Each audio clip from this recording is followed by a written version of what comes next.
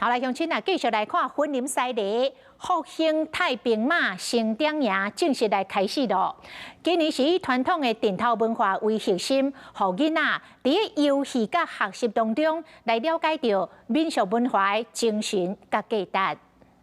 一年一屆的復興太平馬成點營登場咯，有特別200個囡仔來參加，在咧暑假期間了解台灣民俗文化的精神甲價值。好奇今天的陣頭有什麼好玩的？規劃了一系列的活動，有闖關遊戲。這屆是伝統文化做主題，其中有不少愛團隊來合作的活動。那課程的話，主要就是帶小朋友認識我們每次的主題。像我們這次的主題是陣頭，就會以陣頭為主，可以穿神童裝，然後或者是可以敲廟裡的鑼跟鈸，還有鼓。舉辦成點營，唔但是傳承信仰文化，嘛是借機會讓後一代對廟會文化佮有在地歷史產生認同甲興趣。大姐姐、大哥哥，因這隊伍，因已經來無幾十天啊。有創新的主題，甲多元課程的太平馬成點營，相信讓每一個有參加的囡仔，攏會當留下美好的記憶。